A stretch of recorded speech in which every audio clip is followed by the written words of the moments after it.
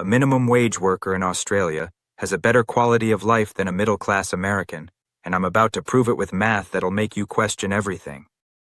Before you click away or start typing about exchange rates in the comments, I already know what you're thinking.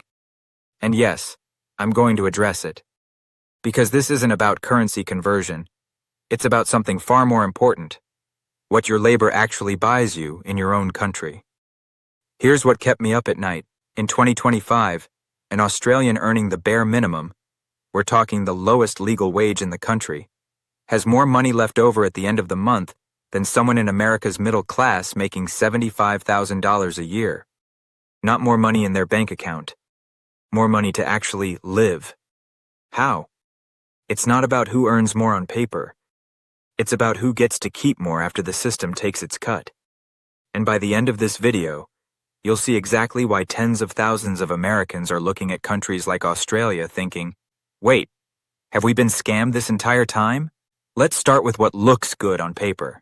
2025 American middle-class income, $56,600 to $169,800 per year. That's the official bracket according to the Pew Research Center. The median individual middle-class American, making around $60,000. Australian minimum wage worker, $24.95 per hour. That's $948 per week, or roughly 49,296 Australian dollars per year. See? You're thinking. Americans make more. And yeah, on paper, that American is pulling in more. But here's where the finance bros in the comments need to pay attention. I can already see the comment. Bro, Australian dollars aren't the same as US dollars. That's only like 33,000 USD. You're absolutely right. The exchange rate is roughly 65 to 70 cents on the dollar. But here's why that doesn't matter for this comparison. We're not buying international goods. We're comparing what you can do with your labor in your country. This is called purchasing power parity. An Australian doesn't convert their paycheck to USD to pay rent in Sydney. An American doesn't convert to AUD to pay medical bills in Phoenix. What matters is, after your government, your healthcare system, your education system, and your employer take their cut, how much life can you afford? That's what we're measuring. Not currency exchange. Effective life money. So let's dig into where that money actually goes. Here's where the American dream starts looking more like the American scheme. In 2025, the average American family pays $27,000 per year just for health insurance premiums. That's according to the Kaiser Family Foundation. And that's before you use it. Before deductibles. Before co-pays. Before you get that surprise bill in the mail because the anesthesiologist at your surgery wasn't in network. For individual coverage, you're still looking at $8,000 to $12,000 annually. And that's if you're healthy. If you've got a pre-existing condition. Add more. Let's be conservative and say our $60,000 middle-class American has individual coverage at $10,000 per year. So that $60,000 salary just became $50,000 after healthcare. Now Australia, every Australian worker pays the Medicare levy. It's 2% of your taxable income. That minimum wage worker making 49,296 Australian dollars pays about 986 Australian dollars per year. That's it. That's the whole bill. And here's what that covers. Doctor visits, heavily subsidized. Bulk billing is making a comeback with government incentives, and if you go to a bulk billing clinic, it's completely free. Hospital stays, 100% free. Emergency care, free. Surgery, free. Having a baby, free. Cancer treatment, free. Prescription medications, capped at 25 Australian dollars per prescription under the Pharmaceutical Benefits Scheme. In America, people are rationing insulin that costs $35 with insurance. In Australia, it's capped at $25 with no insurance needed. Let me do the math for you. American making $60,000 minus $10,000 for health insurance. $50,000 left Australian making 49,000 AUD, about 33,000 USD equivalent. Minus 986 for Medicare, 48,310 Australian dollars left. When you adjust for purchasing power in their respective countries, they're virtually even. And we haven't even gotten to the nuclear bomb yet. If your brain is already melting, buckle up. Because the vacation situation is about to make you really angry if you're American. Drop a comment right now with where you're watching from. Because I already know the Americans are feeling some type of way. Let's talk about something Americans have been gaslit into thinking is a luxury. Time off. In Australia, every full-time worker, yes, even someone flipping burgers for minimum wage, gets 4 weeks of paid annual leave. That's 20 days. Mandatory, by law, from day one of employment. Oh, and you also get 10 days of paid sick and carers leave. Every year. And it accumulates. Forever. You don't use your sick days? They roll over. Some Australians have accumulated months of paid sick leave. America? There is no federal requirement for paid vacation. Zero. None. Employers can legally give you nothing. The average American worker gets 11 days of paid time off after 1 year of service. Some people, especially in retail, food service, gig economy, get zero. Not a single paid day off. That middle-class worker making $60,000? According to the Bureau of Labor Statistics, after 5 years, maybe 15 days. After 10 years, 18 days. After 20 years of loyalty to the same company, they might hit 20 days. So that Australian minimum wage worker has more paid time off from their first day of work than most Americans get after 2 decades. Now let's put a dollar value on that time. 20 days of paid vacation at $24.95 per hour equals 3,992 Australian dollars in paid vacation. That's money you're getting that Americans just don't get. That's nearly $4,000 of your life that's paid for. In America, those 11 days for the middle-class worker at $60,000 annually is worth about $2,600. And they had to work a full year to earn it. The Australian minimum wage worker has more paid time and more paid value than the American middle class. From day one. Now let's talk about why you're in the middle class in the first place. Because nobody just walks into a $60,000 job. In America, you need that piece of paper, that diploma, that degree. And in America, that piece of paper costs you your future. Average American college tuition in 2025, public in-state university, $9,750 per year. Public out-of-state, $28,386 per year. Private university, $38,400. For a 4-year degree, you're looking at anywhere from $40,000 to over $150,000. And here's the kicker. Most Americans don't have that cash. So they take out student loans, with interest rates between 5 and 8%. The average student loan debt for an American graduate is between $30,000 and $50,000. That debt follows you for decades. It delays buying a house. It delays starting a family. It delays retirement savings. It's a mortgage payment. Except you don't get a house. You get a diploma and the hope that it'll pay off. The average American with student loans pays $300 to $500 per month. That's $3,600 to $6,000 per year, for 10 to 20 years. Now, Australia. Australian domestic students at university pay between $8,500 and $15,000 Australian dollars per year through something called HECS Help. It's a government loan. But here's the difference: 0 interest. Well, technically it's indexed to inflation, but as of the 2024 budget, the government capped that indexation to prevent the debt explosions that happened in 2023. So your debt doesn't grow faster than wages, and you don't pay a single cent back until you earn over 54,435 Australian dollars per year. No credit checks, no private lenders circling like vultures, no phone calls from Sally Mae. When you do start paying, it's automatically deducted from your tax at a manageable percentage based on income. You literally cannot default. So that American middle-class salary, let's say $400 per month, is going to student loans. That's $4,800 per year. Gone. For 15 years. That's $72,000 of your life you'll never see again. Pay to a bank for a decision you made when you were 18. The Australian? If they went to uni, they're paying it back slowly through tax at rates they can actually afford. If they didn't go to uni and stayed minimum wage, zero education debt, zero payments, zero interest, zero collectors. Let's fast forward to the end of your career. You're 65. Your back hurts. You're tired. You want to retire. Can you? In America, you'd better hope you've been putting money into a 401k and that your employer matches contributions. Spoiler alert, many don't. Only about 68% of private sector workers even have access to a retirement plan. And of those, many don't contribute because they can't afford to. Social Security exists, sure, but the average payment in 2025 is about $1,900 per month. That's $22,800 per year.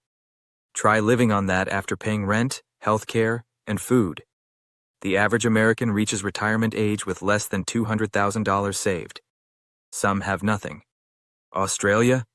Mandatory superannuation. As of July 1st, 2025, Australian employers must contribute 12% of your salary into your retirement fund.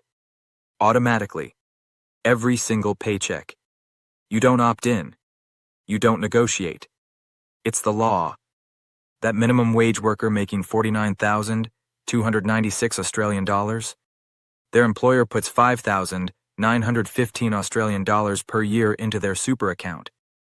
That's on top of their salary. That's money they never see in their paycheck because it's going straight into investment accounts that grow over time. Let's do the math on a 40-year career. 40 years of contributions at $5,915 per year. With a conservative, that minimum wage worker retires with over 750,000 Australian dollars in retirement savings. The American middle-class worker? They have to choose to save. They have to sacrifice current income. They typically get a 3 to 5% employer match if they contribute first. Many can't afford to because of healthcare costs, student loans, and rent. The Australian minimum wage worker is forced to become a millionaire. The American middle-class worker is allowed to struggle. All right, I can hear the comments already, but Australia is way more expensive. Have you seen Sydney rent? Yes, I have. And you're right. Housing in Sydney and Melbourne is absolutely brutal right now. We're talking vacancy rates under 1%. Rent is skyrocketing. It's a full-blown crisis. But let's be real. So is housing in New York, Los Angeles, San Francisco, Boston, Seattle, Austin, Miami. According to 2025 data from Numbeo, the overall cost of living in the United States is about 7.4% higher than Australia when you include rent. And here's the kicker. Rent prices in the U.S. are 27.5%. Food, transportation, utilities, basic expenses. Pretty comparable. Some things are cheaper in America, some in Australia. It basically evens out. But here's what doesn't even out. Australia's minimum wage is 243% higher than America's federal minimum wage. That gap is more than enough to absorb any cost of living difference. And here's the part that really matters. Yes, an Australian pays high rent in Sydney, but they're not simultaneously paying $10,000 for health insurance, $4,800 in student loans, saving for retirement out of pocket. The American is paying high rent in San Francisco, and all of those other things. That's the difference. The Australian can afford the expensive rent because their paycheck isn't being strip-mined by 100 other mandatory costs that should be covered by society. All right, let's settle this once and for all. The real numbers. What you actually get to live on. American middle class, $60,000 per year. Gross salary, $60,000. Federal plus state income tax, minus $13,000. Approximately 22% effective rate. Health insurance premiums, minus $10,000. Student loan payments, minus $4,800. 401k contribution to get employer match, minus $3,000. Their own money. Actual usable life money, $29,200. But wait, they still need to pay rent, food, transportation. Out of that 29,000, Australian minimum wage, 49,296 AUD per year. Gross salary, 49,296 Australian dollars. Income tax plus Medicare. Levy, minus $7,500, approximately 15% effective rate for this income. HECS payment, minus $0 to $1,000. Let's say $1,000 if they went to uni. Health insurance, already included in Medicare. Levy, 0 additional. Student loan payment, already included. 0 separate payment. Retirement savings, 0 out of pocket. Employer pays the $5,915 on top. 4 weeks paid. Vacation, included.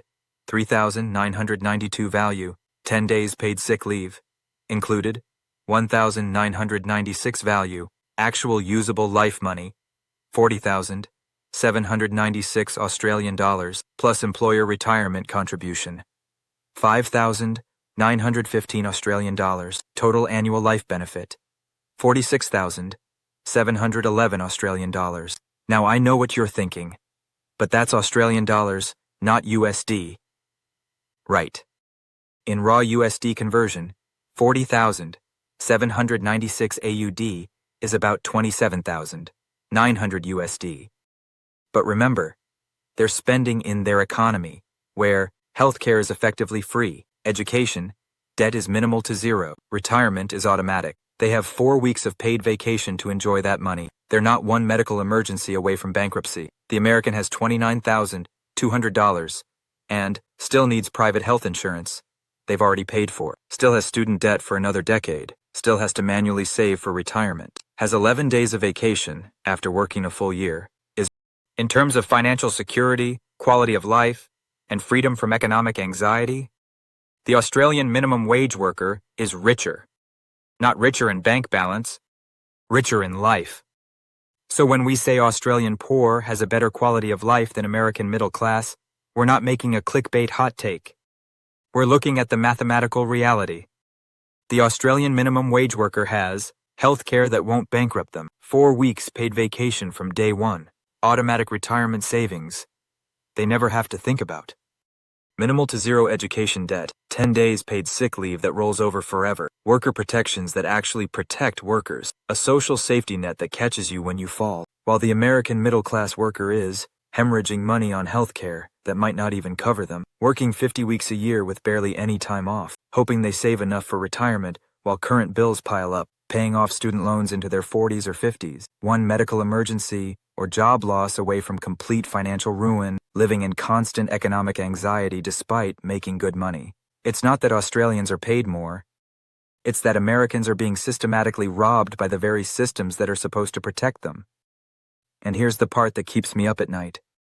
This isn't about Australia being some socialist paradise. They're not. Australia is a capitalist economy. They have billionaires. They have corporations. They have a stock market. They have all the same market structures America has. They just made one fundamental decision differently. They decided that people who work, regardless of what job they do, deserve to live with dignity. They decided healthcare is a human right, not a profit center. They decided education shouldn't be a 30-year debt sentence. They decided retirement shouldn't be a luxury for people who can afford to save. They decided that someone working 40 hours a week deserves 4 weeks of their life back to actually live.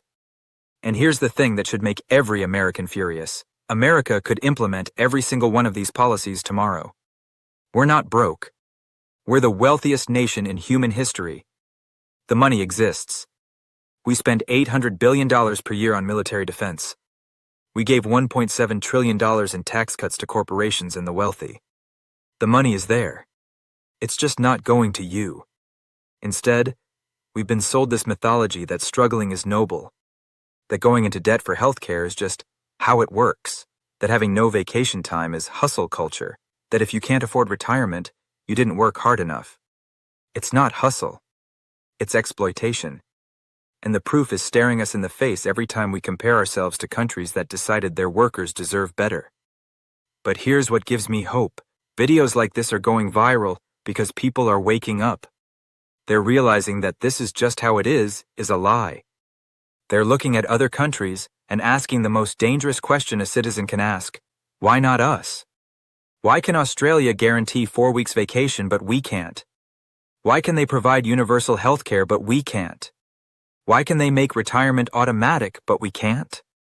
Why can they cap education costs but we can't? The answer isn't economics. It's politics. It's lobbying. It's corporate interests that profit from your struggle. Healthcare companies don't want you to have Medicare for all. They'd lose billions. Banks don't want student loan reform. They'd lose billions. Corporations don't want mandatory vacation. They'd lose productivity and billions. Your suffering is their profit margin. But the moment enough Americans realize that other countries already figured this out, that's when things change. That's when people start demanding better.